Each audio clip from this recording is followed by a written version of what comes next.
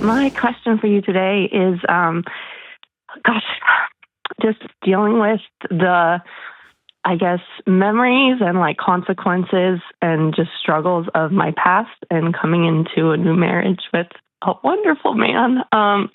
Yeah, it's been hard, and I'm just wanting to fully enjoy him. But having that past and kind of thinking I had, gotten through it and left it and was, moved through it. But then you like bring a new person into your life, and it's been hard.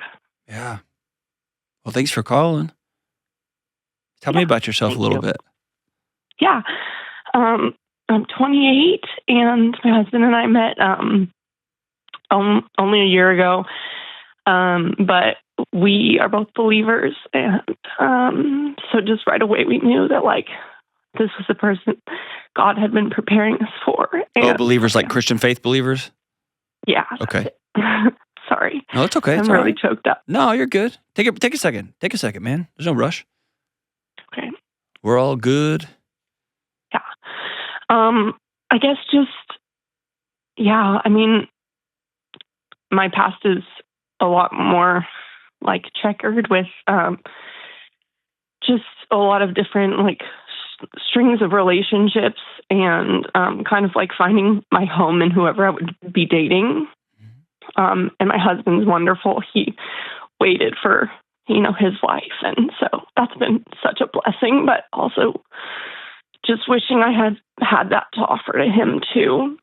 And I did share like up front, like I was like, this is everything. And I wanted to be like fully known by him.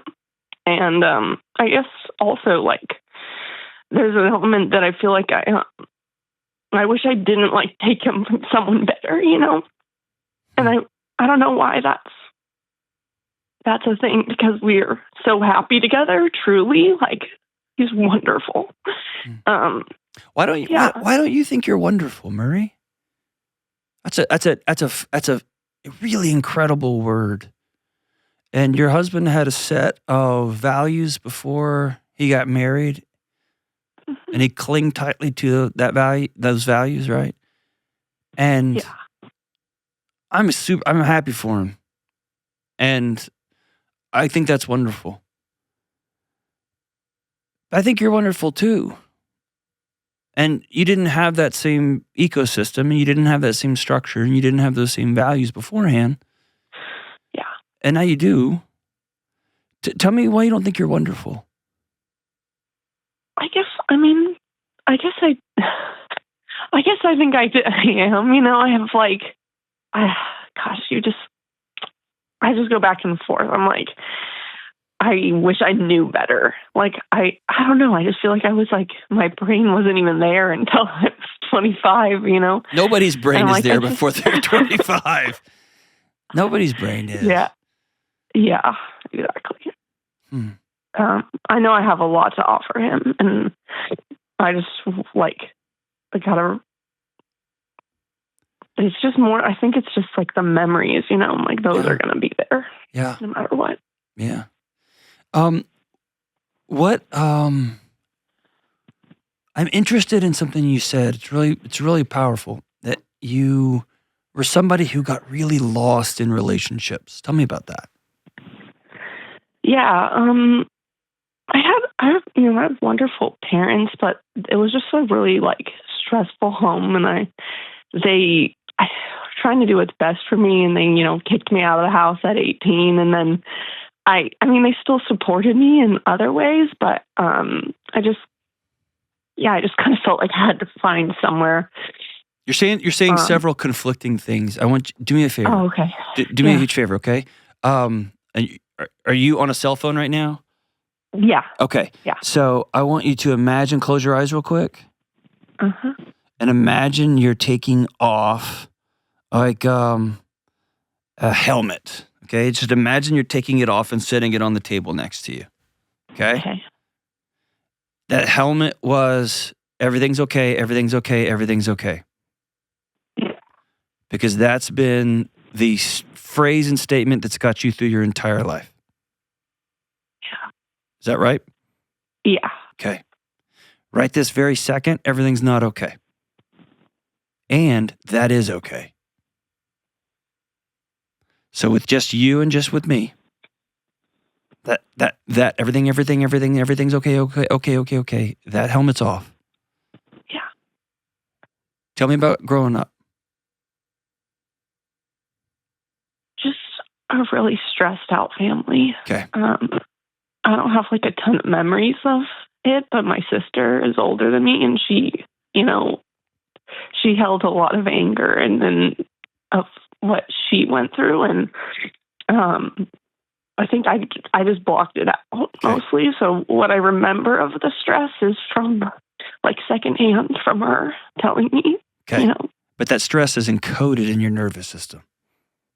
Yeah. Okay. Now, I would tell any young girl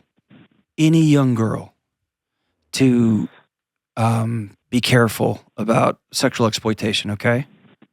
And there's not one bit of that story that surprises me that some guy looked at you and held you tight and said, no, I'm safe. And your body went, oh, thank God. And then when you found out that guy was a creep, that you found somebody else who, at least for a short minute, would say, no, with me, you're safe. Yeah. Right? Yeah. So I would never, I wouldn't recommend somebody take that path, but I wouldn't blame somebody for it either. Do you get what I'm saying? Yeah. Yeah. So exhale for a second. And I want you to hear the words that I'm saying really clearly. You did what you had to do to survive. And you're here. Do you hear me? Yes. Okay. Now tell me about this knuckleheaded boy you married. Oh, he's awesome. He's kind of a redneck. He works on cars, and he's comes from a really good family. He's got a twin sister who loves him, and his whole family is just wonderful. And I mean, he's in the military, and he works on airplanes, and he loves me. And I do think it's the first time I've actually felt safe. I know you use that word for the other relationships, but they were all pretend safe. That's right. You're exactly right. You nailed it. They were all pretend safe. Yeah. Yeah. But it just meeting him, I knew that he really, sounds cheesy, but really saw me. And does he lie to you? No. Okay. So here's what I want you. Here's the thing. In the moments you don't believe yourself, I want you to believe him. Okay? Yeah. Yeah. In the moments that those fleeting moments when those old memories pop back in your head of things you did, people you were with, when they pop back in your head, you have a choice. Do I want to meditate on that? Do I want to think about it? Do I want to fantasize about it? And by the way, like, let's just be super honest. There was probably some excitement and some fun and some rambunctiousness back then that probably part of you misses. Is that fair? No, I don't think so. I don't think I miss it. I want it to stop coming through my head. Okay, that's, man, amazing. That's awesome. I love being wrong on that. So when it lightning bolts in your head, here's the two things. I want you to exhale, and I want you to know you've got a choice about what you think about next, but you have to have something ready. Okay. Will you keep a small picture of you and him together? Or a picture of him all grimy working on a car? I don't know what you think is hot. I don't know what, Marie. I don't know. Yeah, that's it. But like, will you keep a picture in your back pocket or on your phone? And when one of those lightning bolts pops in your head, you just exhale a second and you stop and focus on him? Yeah. And here's the deal. Over time, those lightning bolts will get fewer and fewer and fewer and fewer. And also,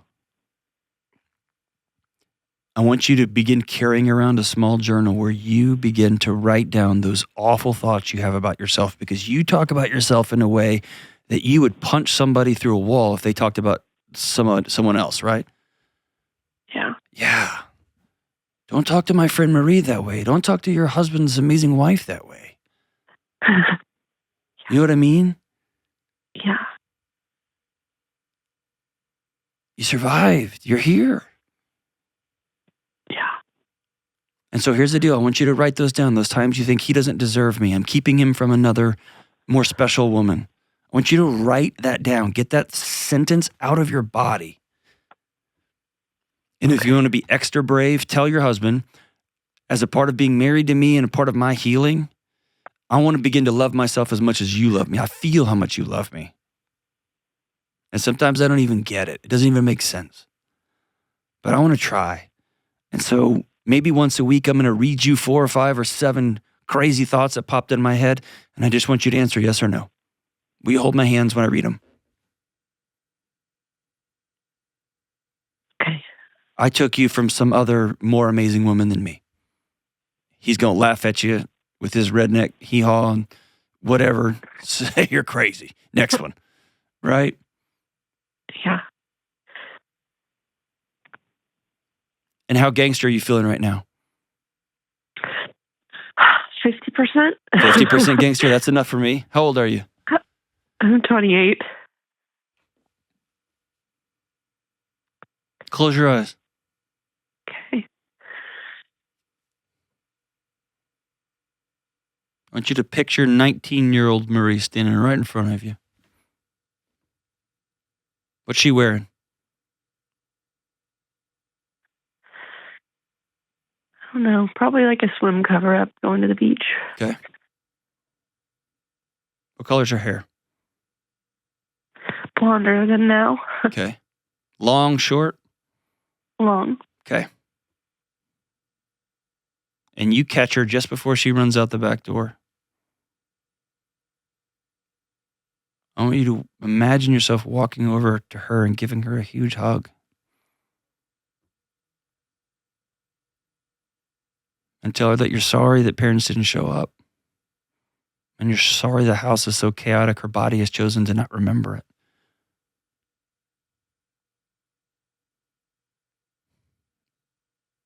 And that you're going to do what you have to survive. But when you're 28 years old, you're going to meet an amazing man that's going to provide some stability.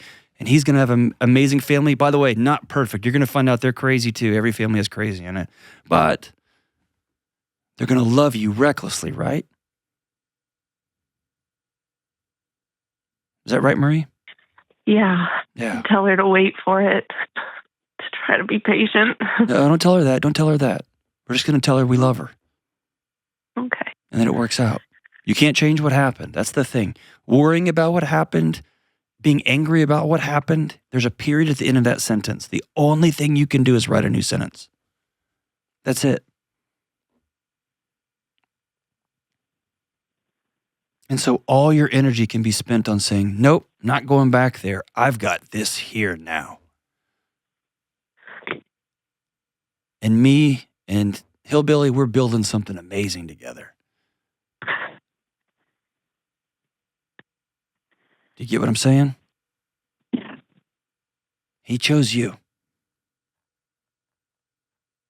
He chose you. That tells me you're worth being chosen. He may be wonderful, but I think you're wonderful too. Okay? Okay. Today we choose forgiveness for Maria. Set down the struggles of a 22-year-old and a 26-year-old and a 27-year-old, what she did to survive. She's here. And now we're going to start living for tomorrow. For today, actually, for today, and we're going to start building something for tomorrow. And by the way, this won't happen over a weekend. It's going to take time to forgive yourself, to practice, to catch yourself in bad habits. Those lightning bolts will pop in your head. Some days when you're tired, you've had too much junk food, they'll really hang around. You're going to keep working on it. You're going to keep working on it because you are worth being loved.